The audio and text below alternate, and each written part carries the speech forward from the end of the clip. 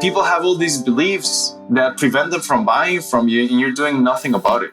Which is when you mention case studies, testimonials, transformation picks. That's huge for fitness coaches as well. When you mention those things and you tackle them, then you're slowly breaking false beliefs. And when you break all of those beliefs, that's when you make the money.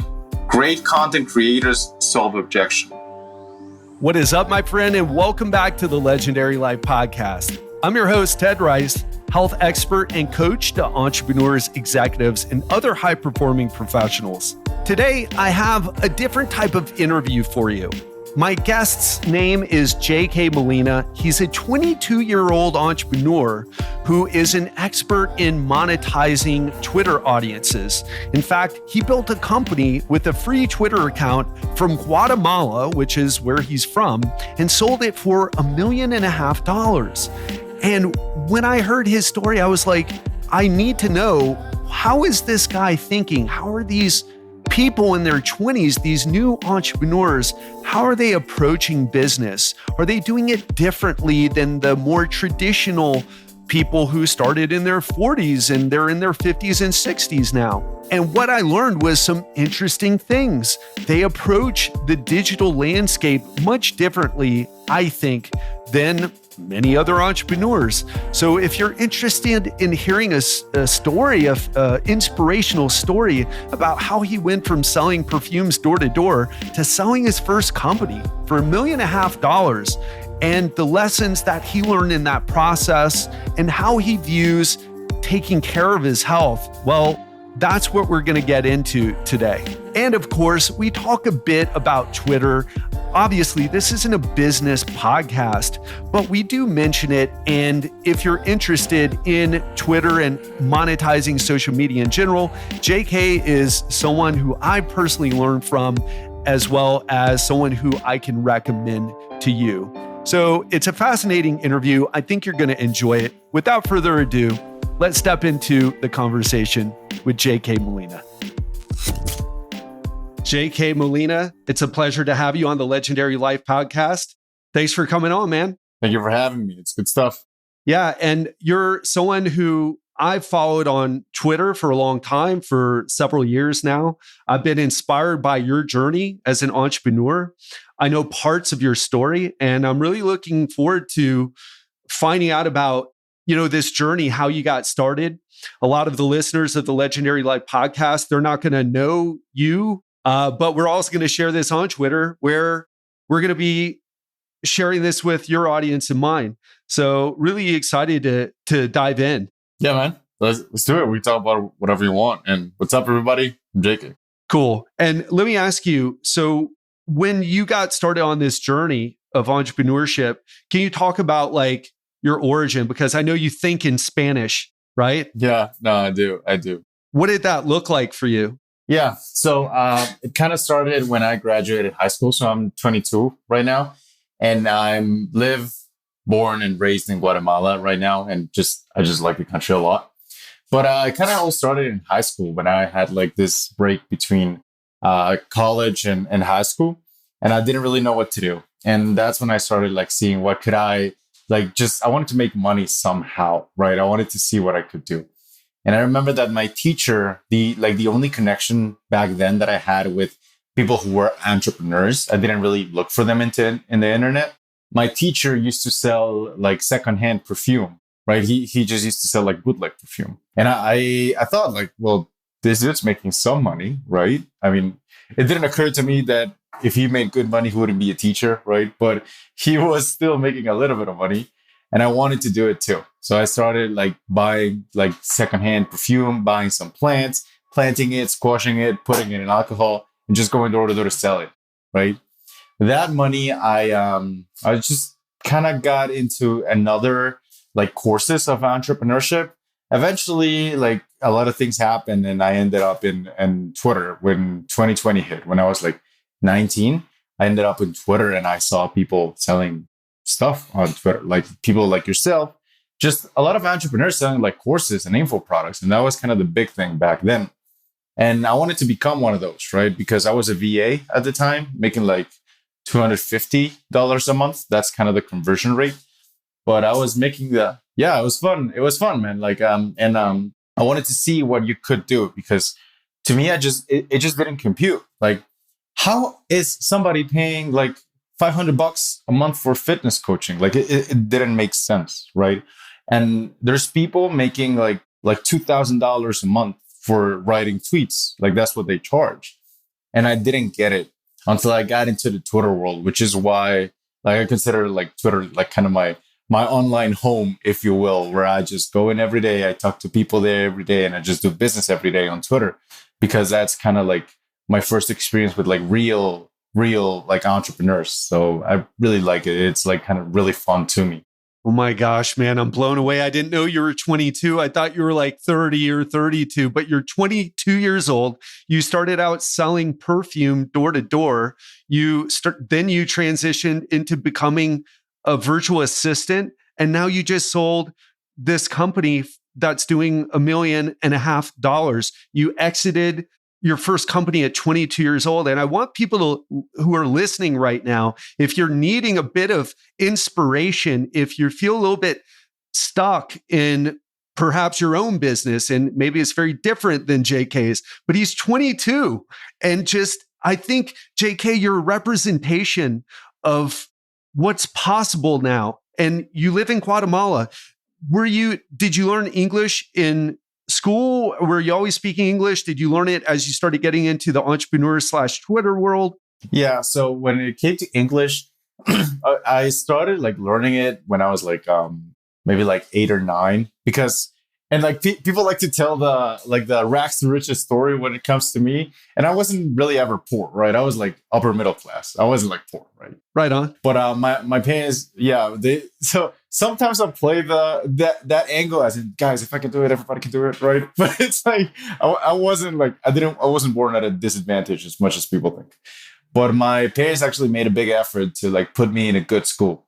And when I say good school, I meant in Guatemala, if your school speaks English, like that's like elite. Like the fact that there's like American teachers, that's like awesome, right? Because English just sets you up like so differently from the rest of the country.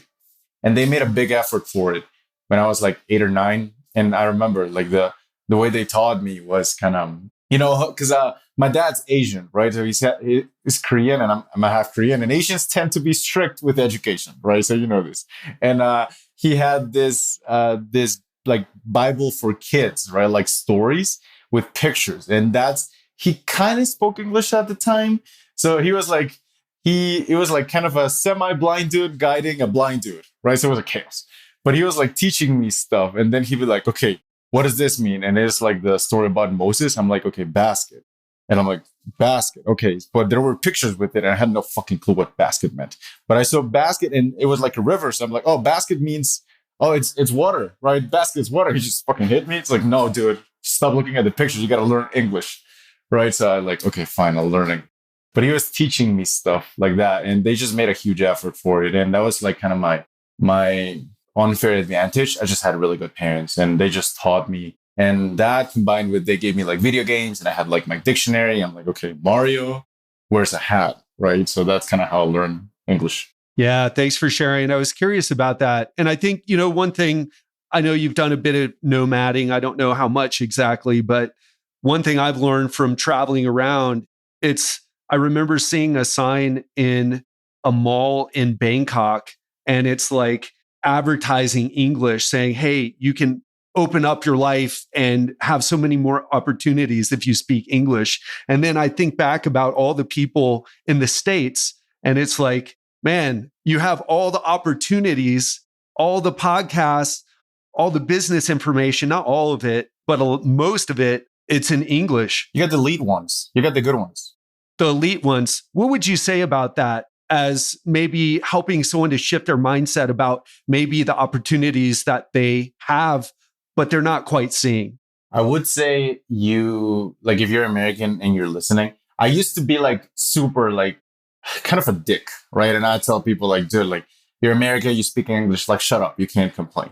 Whereas I realized that maybe as I was growing up, I had different like demons than other people, and they have different demons than us. So I wouldn't like completely put it on them as you guys have everything, you guys are fucking it up. Like I wouldn't go that far because while I feel like other countries might suffer from diseases of scarcity, and I'm stealing this from Naval, diseases of scarcity of you don't have much. Americans sometimes have diseases of abundance. You have too much, so you don't know what's real. So this happened to me when I went to Austin. I lived in Austin, Texas for like a month. I couldn't take it any longer. It was way too much for me. But at Texas, so much was going on. It's like if you live in those places, it's like whatever money you make, it's never enough. However attractive you are, it's never enough. However much fun you're having, it's never enough. So that fucks with your mind, and that fucked with mine, really. So everybody struggles with different challenges. I just didn't understand that sometimes those challenges of abundance, they're not as easy as most people think they are to overcome. However, you do have the advantage that there's so much good content on English. Like if I'd rather have diseases of scarcity or abundance, I'd choose abundance.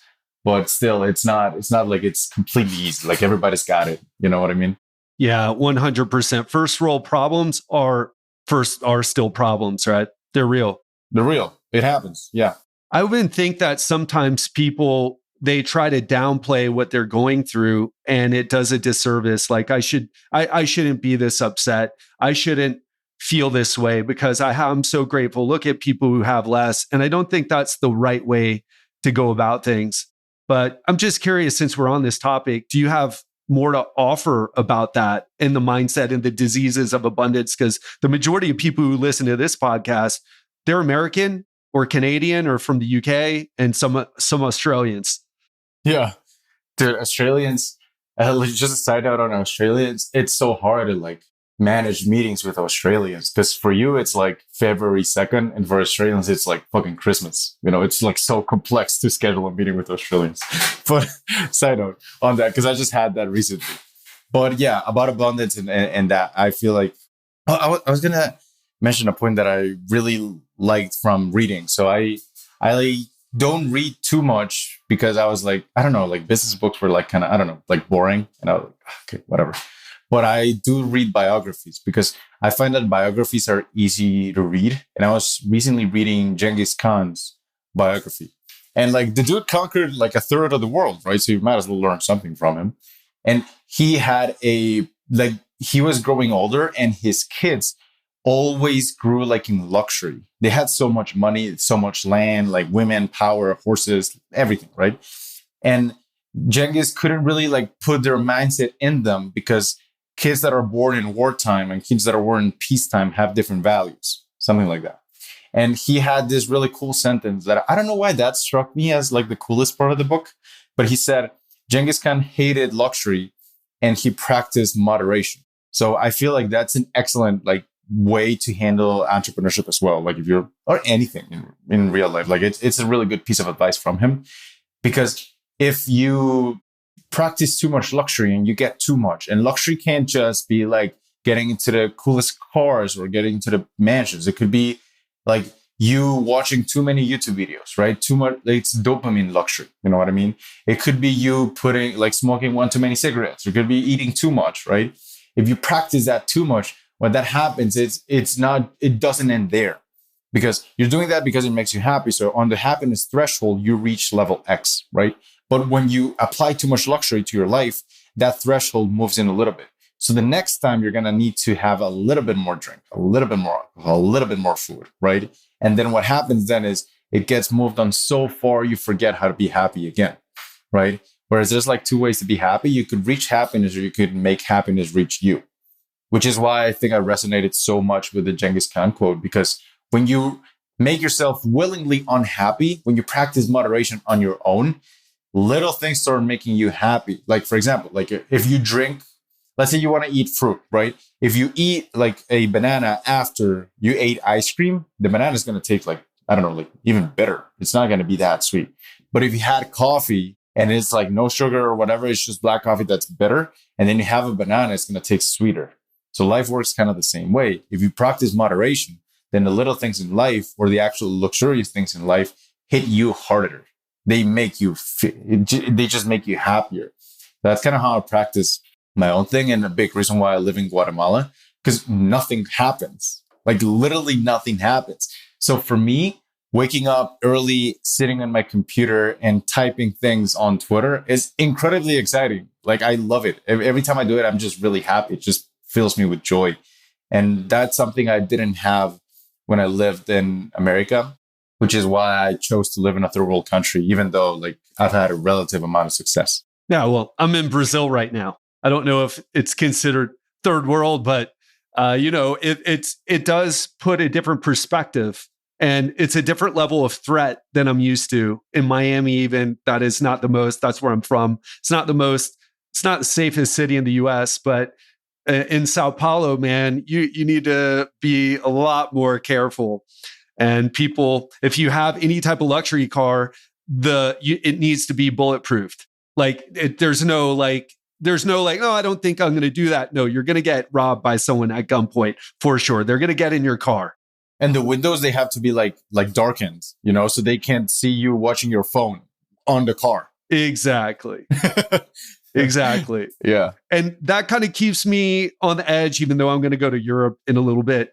But so you choose to stay in Guatemala. And what you just said, I think it's really profound because, we're talking about the struggles of abundance. And I think you hit the nail on the head. It's like, it's the dopamine thing. It's like, I watched all these YouTube videos or ate all this food and it's just never enough. And there's this emptiness. And I think you pointed out appropriately, like your brain just keeps needing more and it never is enough. So when you practice some contrast to that, like taking cold showers, something really popular on Twitter, right? Well, really all over the place, especially in the fitness world, but people are talking about it on Twitter, at least the people I'm connected with there, and doing other hard things. I know entrepreneurs that climb mountains. What other things do you do to give you that contrast or that dopamine break besides living in Guatemala? Yeah, that's a big one, dude. Dude, I like this podcast. Let me just say real quick, I really enjoy this because I never get to speak about these topics and they're very dear to me. So I appreciate you for that. But a few things I do is phone is in grayscale. So like I don't have colors in my phone, right? So there's that. I carry two phones. Let me show you. So one is just for regular stuff, right? And the other phone I use for the gym and the gym. Because here I just have one song. And the one song I have, it's a 30-minute loop of 60 beats per minute because I use 2 seconds up and then 2 seconds down. And that's everything I listen to on this phone. That's the only purpose of it. But it has no social media, no nothing. And it allows me to concentrate. It gives me that break. That's one. I wake up early, maybe like 5:30 or so. So there's that. I don't eat on Mondays because I'm cutting. And that's like, I try to do that. I don't eat Mondays. And I once did a 72-hour fast, which is not like crazy, right? But occasionally I'll do it because when you deprive yourself of like that stimulus, when you actually have that stimulus, like you get so much more respect for the little things. I remember, dude, I did the 72-hour fast and I didn't eat anything and it was fucking miserable. I hated it. But by the time it was done, I grabbed one blueberry, right? Just one blueberry. And I ate the blueberry, dude. And I just started laughing. Like, oh my God, this is great. And I started laughing and just being so happy. And like, I started salivating just from one blueberry because it tasted like ice cream. Like it was great, right? It's the little things that make you happy. There's that. I don't check my phone until like noon because I just don't want to get distracted. And yeah. So you wake up at 5:30 and then the phone stays off until noon. Yeah, I'll do other things like work. I just work or eat a little bit. The phone stays off. I don't look at it. And right now, and I know you have this, but I'm in the process of onboarding an assistant. And when I got my assistant, I was very clear onto what I needed her to do. So she's not here to save me money. She's not even here to save me time, even though that's part of it. She's here to save me attention. Like for me, I want like my attention units to be focused on business and fitness, combat and family, because those are the things that are important to me. I don't want attention everywhere else. Like before this podcast, you sent me a form, right? And I was going to fill it up and I'm like, dude, this form's like, it's getting kind of long, right? So what I did was I sent it to her and I recorded a voice note. Okay, this is what you say here. This is what you say here. This is what you say here. So like that little like attention win, it wasn't a big time win. It was like, what, like let's be real, like 2 minutes, 3 minutes. But the fact that I didn't have to think about those or like edit it or like make it engaging to me was very valuable. Because when somebody tells you, hey, Ted, can I get 5 minutes of your time? It's not just that 5 minutes of your time they're taking. It's the 30 minutes of context switching you have to do that messes you up. You know what I mean? So that's another one. Right now, since I control like stimulus, like now I'm like, how can I take it a little bit further? And I'm onboarding the assistant so I can control my attention. Yeah, interesting. Interesting. What I hear you saying, and what I feel like is happening for a lot of people, and this is, I'm on this side, is that they didn't grow up as a digital native like you, right? And some of the other people that we know who are younger, who just, you guys grew up with this stuff, and they're kind of falling into the dopamine traps, the digital dopamine traps, especially with the phone, with the arguing about politics, with all this stuff. And then just listening to you talk about it, it's like, this is a guy who really gets this in a way that, I'm 40, I just turned 46. I can only imagine what it would be like for someone who's 60 and trying to wrap their mind around this crazy online world that can, one, help you if you're a dude in Guatemala and you want to go from like a good middle class life to selling your business. It can help you do that, but it can also bog you down in pointless distractions that take you away from everything, literally everything that you actually care about in your life. Yeah, dude, like you were from the generation that actually played outside with a football. Like you did that as a kid. Like that's what you did. The last one, I think. Yeah. I mean, that's what you did for fun. You went outside with your friends, which is cool, right? For me, I was like in the middle of that transition. So I'm Gen Z, right? I think that's Gen Z, born in 2000. Anyway, so my generation still didn't have the internet so much. I remember when I was like 9, I had 3 MB speed. That's like slow as fuck, right? So it's like nothing, right? Anyway, I still went out a little bit, and like I had my first phone when I was like 13 or so ish, right? I still had that blessing of growing up with a football and not an iPad, right? Right now, the kids that are that are like post iPhone era, right? Those kids, it's tough. Like it's such an unfair disadvantage. Like you see a kid, the kid's like 6, right? And like mom's busy, dad's busy. So what do? They give the kid an iPad or a phone. And it's just like the kid didn't even get a chance, right? Because you're moving the happiness threshold or the dopamine threshold so far away that they're never going to be able to like sit down and be like, okay, maybe just, I don't know. Dude, when I was a kid, I had like a magnifying glass and there were ants and there was sun and I would like try to burn them. And to me, that was like peak entertainment. I don't know for you, but to me, that was great. I've done the same thing. Yeah, I've done the same thing. It was awesome. Like it was such a good time with the buddies. But this kids didn't have that. And I'm like, I don't know, like they're not even getting a chance, which kind of makes me sad. But do you have kids? No, not yet. I have 2 nephews. So one is 10 and one is 13. And I've watched my cousin. They don't have phones. They're on video games all the time, but they don't have the iPods. They don't have the phones. And I see it's very different than my friends who it's like, oh gosh, daddy's tired. Here's the iPad. Here you go. Here's the iPad. Yeah, like you just take it. No, dude, I like that video games because I did play a lot of video games growing up. That was an issue. But hey, I have a theory, dude. It makes you competitive, right? And that's good. Like that's good because it makes you build businesses. And dude, if you played RuneScape, I played Super Smash Brothers. You played any competitive game when you were a kid, you're destined to greatness. Don't quote me on this, but Harvard Business School doesn't teach you this. I do. You know what? I don't want to get off on a thing on video games, but I definitely don't think they're as bad as what people say, provided, it's like everything, right? I think social media is more of an issue. And speaking of social media, I would love to transition because for those of you who don't know, JK started his business on Twitter. He did a few different things, but ended up, now you just sold your company, Tweet Hunter, which was tweet scheduling platform, but it also used AI to generate other or variations of tweets. And so if you were struggling to re-say something or struggling to say something at all, it could help you with that. It's kind of interesting with the chat GTP thing going crazy. It's kind of interesting to think about how you were ahead of that popularity.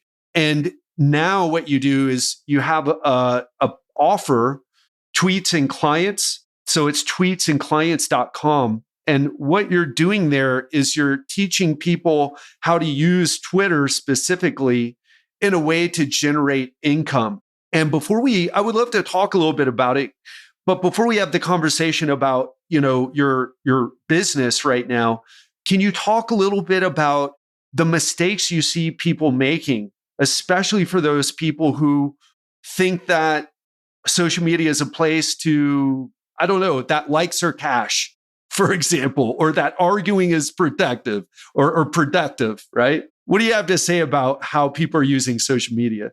Right. So it'd make more sense if I tell a story first and I explain it. So I built the account like how most gurus or teachers try to teach you how to grow your account, which was post engaging content and people will look at you. Eventually, somehow there's an equation in between where you'll make money. And I did that. And I got to 70,000 followers ish, which is a pretty substantial audience. But then I met this other dude. He was an accountant, and he had 900 followers. And the guy was making $30,000 per month with 900 followers. And I was making $30,000 per month with 70,000. So what does that tell you? It's like somebody's fucking up and it's not him, right? So I was fucking it up. And I kind of had this like big embarrassing moment, like for a few months where I thought, dude, like I got this huge account. Why can't I make money off it? And I really didn't like it. It was really uncomfortable. So I started looking into monetization tactics. And when I realized I was starting to make more money and I taught it to other people with less followers and they were starting to make money. And I realized, and I came to like the conclusion, like, yeah, likes ain't cash. And that's like kind of my motto now, likes ain't cash. And I love it. It's so great. Yeah, no, I appreciate it. Dude, took 2.5 years to come up with 3 words. And I was like, yeah, this encompasses it. I like it. But to like, if we wanted to tie it down to like effectiveness, I lived in Texas with Dakota and I couldn't believe it, bro. These guys were more jacked than me. They were leaner than me, looked way better than me. And they ate like complete garbage. Like they ate like hotcakes and ice cream and caramel syrup. And I didn't get it because I was like with this skinny salad and the skinny almond milk kind of stuff, right? And I was fatter than them. And I asked them, like, guys, what are you guys doing that I'm not? He's like, dude, you're focusing on all these little things that make a 1% difference. Well, we focus on the things that make a 50% difference. Like, oh, okay, I get it. Right. So when I started focusing on those things, which by the way, and maybe I'm wrong, but for them, it was like calories and protein intake. So if you get those 2 right. 100%. You're in the right place with that. So there you go. I'm like, I'm speaking to an expert today. Let me not fuck it up. but anyway, it's those 2 things. Those are like the main things, right? And if you get it right, then you'll be in shape. I'm like, okay, Twitter kind of works the same way. People focus on the almond milk and the skinny 15-minute ab routines, right? Instead of focusing on the things that actually make the money, right? Which is market picking, offer creation, and traffic generation. That includes lead gen. But those things were kind of the main, like the 50% difference instead of the 1% differences. So to really bring it full circle, when you ask what are the main mistakes, it's not that people make mistakes. People just make suboptimal moves. They focus on the 1% things instead of focusing on the things that make 50% difference. And if they just made that shift, I've seen people make incredible money with small follower counts. The other day, dude, one guy, 42 followers. He goes into the community. He's like, guys, just closed a $1,500 client. I'm like, no way. And then this other dude with 50 followers, like 4,200 euros client. I'm like, wow, like, how do you do these things? And It's because they focus on the things that actually make a difference, which is why people like in jungle gyms and concrete weights, they look sometimes way better than the guys at Equinox with everything like perfect, right? Because these guys focus on what actually matters. Same thing with Twitter and social media in general. You need to focus on the things that actually matter, that make the money, not the things that make the 1% difference. Yeah, that's well said. And as far as what you mentioned, using that fitness analogy, that's what I try to do here as well on this show for the people who are interested in that. It's like, guys, your 600 calorie acai bowls and 300 calorie green juices, and then a handful of nuts, that's another like 300 calories. It's like you're at 1,000 calories and you're still hungry afterward, Yeah. Try to eat, and you think you're being super healthy. Yeah, like try to eat, instead of that green juice, try to eat like 300 calories of blueberries. It's a lot. It's a lot of blueberries, and they'll fill you up. Yeah, for sure. And I would love to. That's such a great point. And what would you say about the people who maybe get distracted with like political arguments, or let's say maybe it's not even politics. Let's say they see something that really triggers them for some reason. And what do you have to say about, managing yourself on social media? Yeah, I feel like that comes like when it's kind of an ego death that one has to go through. Like, how at the gym, half of the dudes are there because a girl broke up with them. And so on Twitter, it's kind of like that too. If you are arguing with people, maybe it's that is the biggest problem in your life at the moment. And if politics is the biggest problem in your life at the moment, you got bigger problems in politics. So that's kind of, it's not of let's think less about politics. It's let's think more about you kind of problem. As in like, why do you care? Like, when was the last time you saw something in the news and it directly affected you? Like my parents, I realize what's going on because my parents tell me sometimes at lunch. I'm like, guys, I don't really need to know about this, right? Because when was the last time it actually affected you? I remember, dude, when, I don't want to say this, but it's like the disease that everybody was freaking out about, right? So my parents and I had very different views on it. And I remember we had an alarm at the house, 8:30 every night. And every time we talked about it at dinner, because it somehow popped up, there was this alarm that sounded. And the rule was after 8:30, nobody can talk about this disease. It's prohibited. And that is like, we had to switch the topic, right? Because it doesn't affect you. Like all the monsters are like inside your head. They're not real. And it may not even be that. It may be other things, but it doesn't change your life, right? What does is you obsessing over it. But then the problem isn't the politics. The problem is there's something else that makes you care, or the emptiness or the lack of something that you should care about more than that, if that makes sense. Yeah, I appreciate your perspective. And, it's not right. It's not what you typically talk about, but I appreciate that perspective. And especially from someone who's been so successful, getting up to 180,000 followers on Twitter, as well as 184.9 thousand followers on Twitter, creating a business or co-creating a business that on social media that helps people with social media, and then selling it. And then now moving into this offer that you have, Tweets and Clients, where you're helping people get focused on the right things. And I think it's such a great thing. And I personally have benefited from your information, even though I'm 46, you're 22. I mean, it's that world where... Oh my God, you doubled me in age, more than doubled me in age. Oh, wow. Okay. Exactly. But it's all about like the information. You've really helped me with my Twitter and on like, hey, don't just tweet platitudes, share client case studies, talk about the mistakes they're making, talk about the mistakes you've made, talk about things that actually help people with the problem that you help them solve. And then they're going to just naturally view you as someone who they can hire if they want to take that next step. And it's been a great ride, and I'm appreciative for you for that message. Yeah, dude, I appreciate it. It's people ask me like, what inspired you? I'm like, PTSD.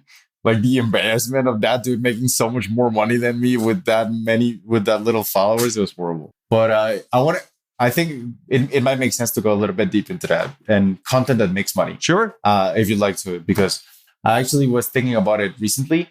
And the conclusion I arrived is people have these, and I stole this from Russell Brunson, these dominoes, right? A domino is like a belief that prevents them from buying from you. So if I wanted to convince somebody, prospect A has 3 dominoes, prospect B has 5, and prospect C has 7, right? Whatever. So with your content, I don't aim to go viral. Myself, I never aim for that. I aim to tackle these dominoes because at some point, you tackle so many objections from so many different angles that people have really no reason left not to buy from you. And that's when they do, right?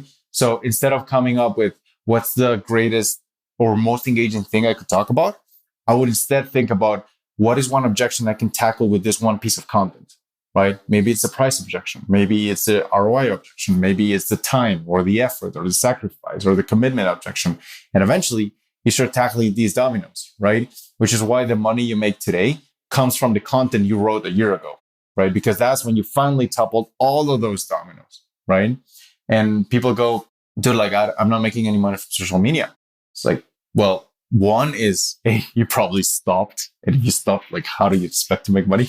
And 2 is, look at your content. It's not solving any objections, right? So, like, people have all these beliefs that prevent them from buying from you, and you're doing nothing about it, which is when you mentioned case studies, testimonials, transformation picks. That's huge for fitness coaches as well. When you mention those things and you tackle them, then you're slowly breaking false beliefs. And when you break all of those beliefs, that's when you make the money. Great content creators solve objection. It's the average content creators that want to go viral, which is why I'm big and like I I invent a lot of terms. Some of them are bullshit, some of them are cool. But this was one of the ones that were kind of cool, which was like I don't want people to think about themselves as content creators, more of as like cash creators, right? We're not in show business. We're in business. We don't check Twitter notifications. We check payment notifications. Like we're not trying to build accounts here. We're trying to build businesses. So if you make that shift, I feel like that'll very positively impact your business. The thing with that, so I know this information and even I fall into the trap of like, hey, how many likes did it get? How many retweets? How many comments? Because something about it feels good. And I think you pointed something out. It's not bad to go viral or to get 50 likes on or 100 or whatever likes on a post. But you just have to be clear about what your objective is. And if you keep getting distracted from that, you end up like, oh, wow, I did another tweet that went semi-viral. Or if you're on Instagram or Facebook posting there, at the end of the day, though, what are you really trying to do? And if you're playing the influencer game where it's to amass a large amount of a large following and then work affiliate deals and other things, okay. But if you're not doing that and you're the person like you were, JK, with 70,000 followers making 30K a month, but then you met some dude with 900 followers and he's making the same amount of money. And you're like, I worked hard for that. I can only imagine how hard you had to work for that 70. I've got 4,000 followers. I can only imagine how hard you had to work for the 70K followers. And so I think the big takeaway there is really to be focused on what your intention is while you're on social media. Be intentional about it, especially if you're using it for business, and be data oriented. Are you getting more clients from it? Because those arguments ain't cash either for those people who are engaging in that. Yeah, that's right. And I think it's a good opportunity to kind of bring it full circle, because when you said, how do you not get distracted into politics? It's because I know that I'm in social media to make money, not anything else. If you're like, how do you not get caught up in the likes porn? Because I know that I use Twitter to get clients, not likes. So a lot of it is just, I stole this from Hormozy again. We need to be reminded more than we need to be taught. Like, what do you actually want? Like sometimes people go, it happened today. There's this dude that's kind of like my same height. He has a little bit less muscle than me. And then he like took a picture of how much he weighed today and it was less than me. And I'm trying to cut weight right now. And I was just at the verge of like trying to be like, oh dude, I'm gonna lose more weight than you. But then I remembered my goal isn't weighing the least amount possible. My goal is getting lean, right? If you build more muscle, it's easier. So you could weigh more than somebody else and still look way better, right? Be way stronger, be way more dangerous, be way more athletic. So you're like focusing on what actually matters, right? Do you want to weigh little or do you want to be lean and jacked, right? What do you want? Do you want to have a huge account or do you want to have a huge bank account? What do you want? You want to go on Twitter and like learn from other people, make money, get clients, actually have a voice, or do you want to fight with others? Like get clear on what you want. And for a lot of these people that may be listening to this right now, I'm not teaching you anything new. I'm just reminding you of things that you may have forgot. So like a lot of the answers are already inside us. We're already it. We just forget sometimes. Yeah. And constantly distracted by a world that is making money from distracting us. Not good or bad. It's entertaining, but we got to take the power back if we want to achieve our goals. So JK, you're 22, you sold your business, you're doing this, you're teaching people how to use social media in a way that actually grows their business. And by the way, if you're listening and you're very curious about what JK is up to, you want to go to tweetsandclients.com. Tweetsandclients.com. Of course, all the links, including JK's Twitter handle, is going to be in the show notes for this episode.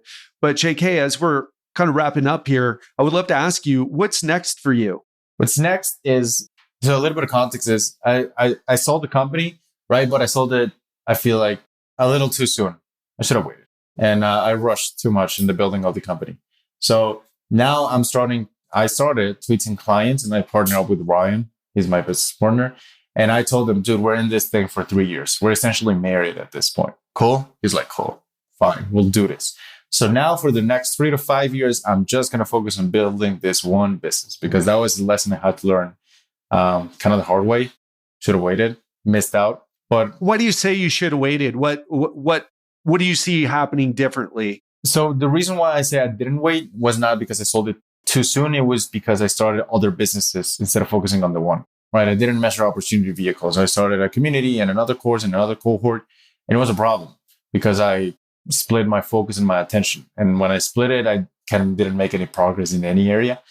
Instead, right now, I'm just going to focus on this one. You know what I mean? The main part is not just waiting and staying in business because I'm always going to be in business, but I'm always going to be in one business, which is this, right? So it was that commitment to not so much, basically not start any other businesses and make this one the one. You know what I mean? Yeah, that's another distraction that a lot of entrepreneurs have. I mean, I've had moments where I'm like, what if I started doing affiliate marketing for, a supplement company that I really like? And it's like, just focus on, I have my business coach to remind me, like, just focus on what you're doing right now. Because everything that you think that's going to make you more money, it's going to take more time, more effort than you think. Yeah. And if you wanted to like tie it down to fitness, it's like in the beginning, you do anything, you're still going to see some progress. It's like the beginner gains. You know what I mean? Like in business, it's like you do anything, you could go out in the street, sell something. There you go. You made some money. And then in the beginning, you make progress by doing more. In beginner stages, you do progress by doing more. But in more advanced stages, you make progress by doing less, starting less businesses, focusing on less things, doing just one thing. So I feel like maybe we are at that stage, you and me, at the point where the less we make, the more money we're going to make. You know what I mean? No, the less we do. Sorry. And so here's the thing: when I said I think in Spanish, make and do are the same word in Spanish. Yeah, same thing with in and on. It's the same word in Spanish. So sometimes it's hard, right? But anyway, to tie it back, the less we do, the more we make. 100%. Well, JK, man, it was a pleasure. It's so inspirational to me to see someone at 22 years old and just crushing it and selling your first business, it makes me, and I know for a lot of other people who are listening, like, holy shit, there's this guy who's 22 from Guatemala, and I'm like in my 50s. What am I doing? Arguing on Facebook or Twitter about like, I need to get more serious. I got to set my standards higher. And so I'm just super inspired by your story. And I know a lot of people listening are inspired as well. This has been a super fun conversation. So thanks so much for coming on. No, thanks for having me. I think shout out to you, by the way, because I really feel good in this podcast because I could talk about things that are always in my mind, but are never on my feed. Because the more I stay on brand, the more money I make, and my priority is money. But this was just fun because I could talk about things I think about all the time. So thank you to you too. My pleasure, man. And let's do it again. Would love to have you back on. Yeah, for sure. And of course, if you're listening right now, and of course, this isn't necessarily a business podcast, but I love JK's story so much, and I've learned so much from him. I was happy to have him on. And if you're interested in taking your social media and monetizing it, definitely he's worth checking out. Go to tweetsandclients.com. And certainly if you're on Twitter, and maybe you should be on Twitter, if you're not, because I find it the best place to stay focused on business, of course, depending on who you follow. But to stay focused on business, you should be following JK as well. And that's one JK Molina. All the links will be in the show notes for this episode. And JK, thanks again, man. We'd love to do this again sometime soon. Yeah, dude, this was fun. Thank you for having me. Goodbye, everybody. And remember, likes and cash. Love it. Thank you again for listening to the Legendary Life podcast. We have some amazing episodes coming your way, so make sure to hit that subscribe button if you haven't already. If you're already subscribed and today's episode hit home for you, please share this episode with someone who you know would benefit from listening. Take care and see you every Monday and Friday in your favorite podcast app.